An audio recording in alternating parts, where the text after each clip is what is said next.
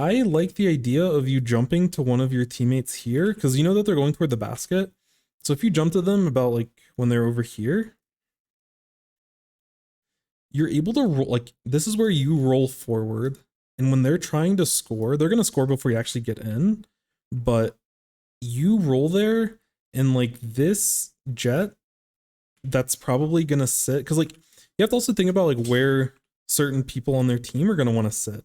And any sort of backliner is probably looking at a position where the jet is now. They're going to be sitting either here or like up here potentially. You know, they could potentially be in grades, but they're going to be in like one of these spots. And your role as a Tetra is just run at them. This video was made in part from the love and support from viewers like you. And if you're interested in free coaching, all you need to do is join the Discord, read the rules, submit a replay code. We do all of our reviews live on Twitch. Let's get back to the video. Tetra gameplay, Clam Blitz Umami. Alright. Let's see it. It's important to establish like what your role is on the team.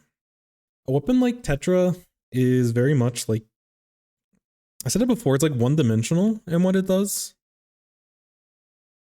which doesn't make it an easier or harder weapon. It just is a little bit different.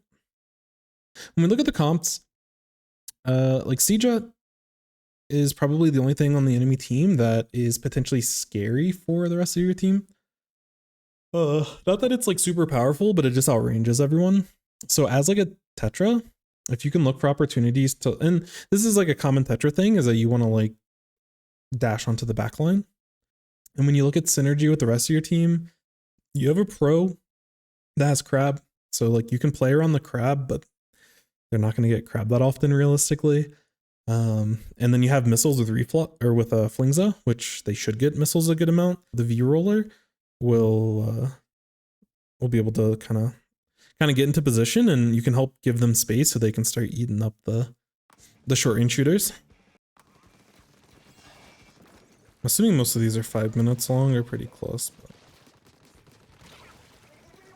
Got on the backline, which is good.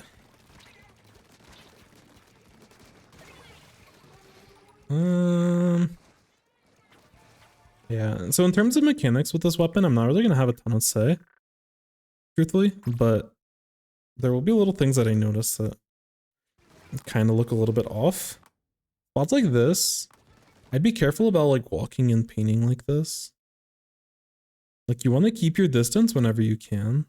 And there's a lot of times, like you don't necessarily need to paint your path forward because as a Tetra, you can kind of just like roll. That isn't to say that you shouldn't paint, but when you don't see anything, and like when you see this person, then you probably should kind of keep your focus on them.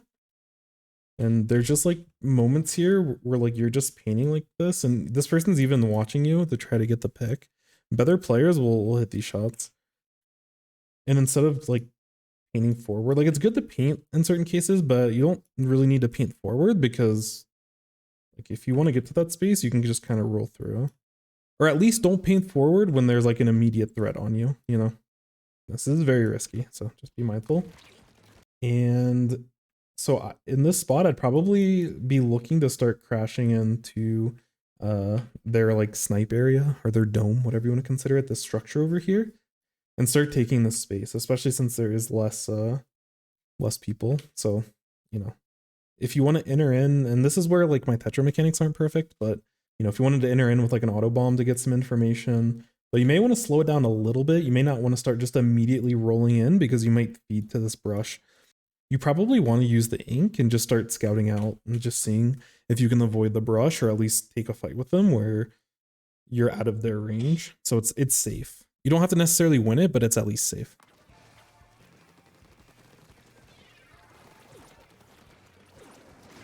So again, I'm not totally sure where that brush went, but the jet is the one that's on top of the dome. And they're able to end up getting picks, which is good. So in spots like this, when your team has a lead and your team has an advantage, one thing that you want to do as like a Tetra is like continue to take space and continue to like cause them issues. Instead of retreating back to here, and this is part of the reason why you run quick respawn as a Tetra, is like you want to be going up here and you want to start taking fights with people as they're coming out of spawn. You're probably going to be a little bit more passive and look for ways to roll backwards. So in this type of example, and again, X-Ray might know the stuff better because he's a Tetra main, but like you could potentially look to like paint this area. If you path over here, you can like squid roll up here and you can just start harassing them. So you can start shooting forward. If they commit to you, you can start rolling backwards onto the grate and then you can look to drop off here. I mean, you can take fights directly because like, again, if you feed, it's fine.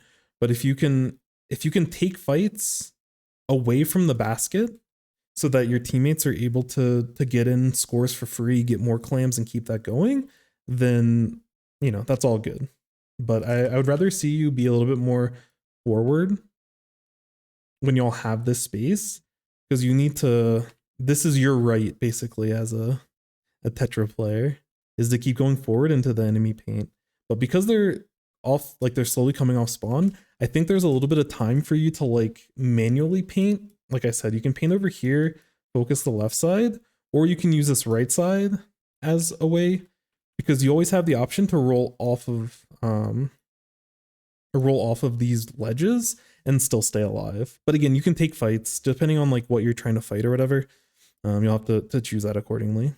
But regardless, definitely look to move forward here. And that's kind of what we see you do here, where you get the first pick and then you continue forward. This is exactly what you need to be doing. So good stuff, good stuff.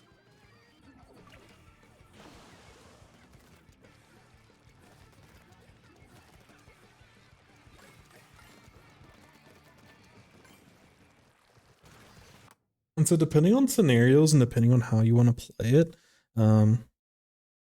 there's a lot of times as like a Tetra where you can kind of just jump in. Like you die, you just jump in so you can feed faster, so you can keep the quick respawn going. Because like as a Tetra, you're able to roll on your landing. So, you know, something like a suction bomb from the V-shot could potentially punish you. And the splat bomb, if timed properly, that could punish you for jumping in. But again, you get your quick respawn. But you know, things like the slow and everything, and like they have a sprinkler. I don't even know what they have. I think it's a sprinkler. But like that's not as much of a problem. But you definitely want to like really feed into the QR part of your build. Couldn't jump in. I don't have so I wouldn't worry too much about the stealth jump shoes. Even if you die, you're still fine because you're gonna keep respawning in.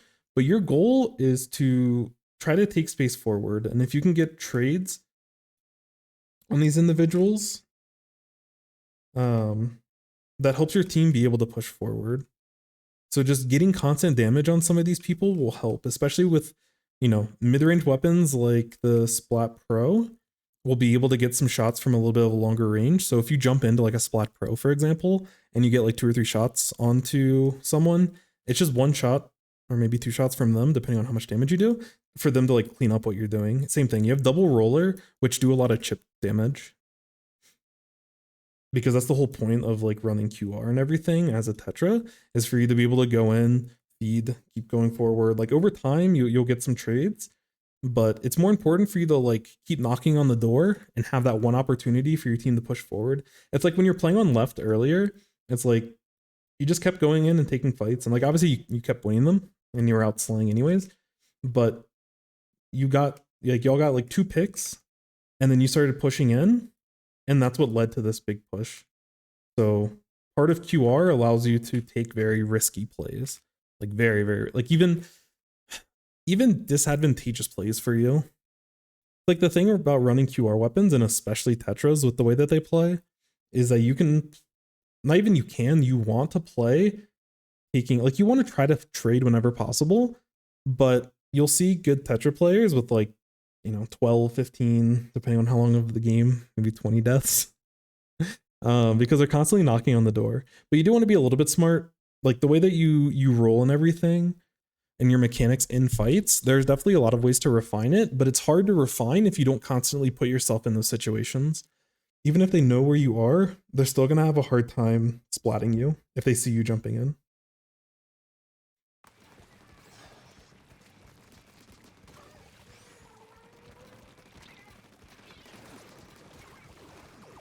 Yeah, they kind of space themselves out for you, but if they kept running at you, the arrow spray, I would look to roll backwards. Like right here, the arrow spray should be running at you to get closer in range. So your next roll, it doesn't have to necessarily be directly backwards, but at least like backwards left, backwards right. You'd probably want to look at one of those directions next.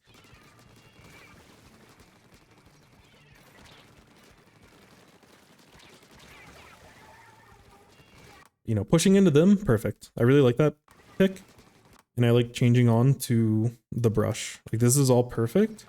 If I was you, because I don't know, like you knew that there was someone up here before, but right now, because they were up here when you used your reef slider, but like you've lost you've lost on where that person is. So if I was in your spot, I would probably look to move this way because we know this way is clear because we just splatted this person. We know there's like 2 people over here and there's still someone in this area. So I try to get more information on where the person is on this dome up here before you kind of run at them. So if you wanted to position forward to try to clean up this brush with your teammates, I'm totally cool with that. But if you're gonna try to stay over on their side, which is also another good idea, I would probably lean more toward their spawn, which sounds counterintuitive, but based off the information we know and based off of the splat that you just got, we know that there's a bunch of friendly paint closer to their spawn than sitting where we're at now. So like moving into here is super risky, and plus you rolled directly into them. So from their perspective, like from this person's perspective, you just rolled in a straight line. Like this is your roll is the equivalent of you walking at them. So I would just be careful. Like in a lot of spots, what you do makes sense, but in the context of this very specific fight, especially with the splat that you got, there's so much paint on the other side, so that like I'd rather you swim in ink for a second and like figure out how you want to approach this this V shot before you decide to start immediately rolling at them. But again, this whole play, you've gotten a ton of value, so you're doing really well. But if you wanted to optimize a little bit, just keep that stuff in mind. But again, you created a bunch of space, your team's pushing in with missiles. This is all really good, and this is because of the play that you did around their basket. So kudos. But again, this is a spot you totally should be looking to jump into your team. We'll move it back just a couple of seconds, just to like, if we were to like kind of look at your teammates, which obviously you wouldn't know where these people are. You could guess, but you don't technically know where they all are. But there's like no reason why I wouldn't be jumping to this person. Like all these jumps are totally legit. I like the idea of you jumping to one of your teammates here because you know that they're going toward the basket. So if you jump to them about like when they're over here, you're able to roll, like this is where you roll forward. And when they're trying to score, they're going to score before you actually get in. But you roll there and like this jet that's probably going to sit. Because like you have to also think about like where certain people on their team are going to want to sit. And any sort of backliner is probably looking at a position where the jet is now. They're going to be sitting either over here or like up here potentially. You know, they could potentially be in grades, but they're gonna be in like one of these spots, and your role as a Tetra is just run at them. But you definitely want to get into the habit of jumping to your teammates and try to take this space. This is one of those scenarios where you're probably gonna get splatted, but that's totally okay because you have to consider the timing window of this push. If you get a trade, like you're chilling. Because as a Tetra, like that's really good. But even if you get splatted, you getting splatted means that someone or multiple people on their team diverted their attention away from this push and were focused on you instead. If you just swim in and start collecting clams and stuff, it's like you're not really a part of this, like the bigger picture. And as a Tetra, you want to always be a part of this. And because you're running quick respawn, you're always able to do that. Very good. Again, you're creating a ton of space for your team.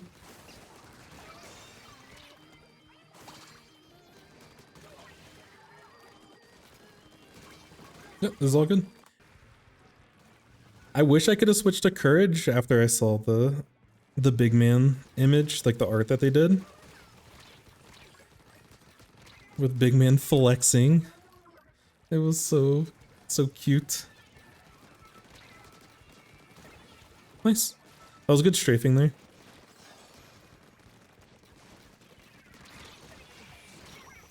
Yeah, your rolls maybe could have been slightly cleaner, but just throughout like the last probably minute and a half, you've done a really good job sitting at ranges and playing at ranges that you have the huge upper hand. You were fighting the arrow spray and you're fighting the brush at ranges where they couldn't do damage. So, you know, you're doing an excellent job with mechanically with how you're positioning.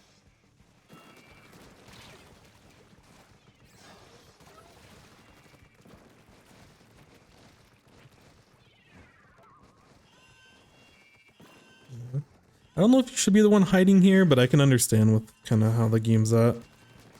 You know that they're going to want to like, you know they're going to filter in through this choke point. So you're just sitting here to get, you know, to clean it up. I'm okay with this. I wouldn't do this like in the middle of the game, but just due to the circumstances, you know, this is a time and place where sharking, even as a Tetra, like can make some sense. So I'm on board. Yeah. I do like how you're rolling backwards there though, to make sure that you're shooting them and before they're getting in range of you. Yeah, nicely done. That's good. So number one is quick respawn in terms of things that you need to improve on. When you get splatted, you need to like find opportunities to jump in. Yeah, feed more. I think I need to, oh, that's bigger. I need to feed more. Well said. Quick respawn, you really want to get value out of it. You want to, you know, specifically jump in to team. And again, if you're not doing this often, the next, you know, week that you start jumping into your team more, you're going to be feeding. You're not going to feel as effective. It's going to feel uncomfortable. That's totally fine. It takes time, it takes experience, it takes exposure, and it takes being in certain scenarios to be able to actually navigate those scenarios properly. But you getting more stats, you potentially losing games because you're like feeding more and not getting as much value as the more reserved role that you're playing now as Tetras, that's going to be natural. Resist the urge to go back to, you know, swimming in. I think almost 100% of the time here. Maybe there's one time you jumped in, but you swam in almost every time, and that's not how you want to play Tetra. Like, take fights. So your goal is to take fights on the enemy's enemy side, because that's the goal of Tetra. If you feed like deeper into their base, that means that as they start walking out and as they start approaching mid to start taking fights with your team again, you're already jumping back into your team and you're back there again. And so that's why constantly feeding with Tetras is totally fine. Because even if you don't get, like, when you feed in their base, even if you don't get a pick when you die in, like, in their base, it doesn't matter. Because you're taking a more honest fight when you jump into here. And if you get a pick in either of these scenarios, like, you're chilling. And you got, like, a net value for your team. Slow. This is counterintuitive, the jumping in and feeding. But slow down a little when you've already gotten a couple of splats. After big play, feed a lot, but once you've gotten a really nice value, try to be a little bit more thoughtful and a little bit more careful about how you're gonna feed the next play. Be careful and thoughtful with how you feed. That's the way of the Tetra, but it's a gameplay.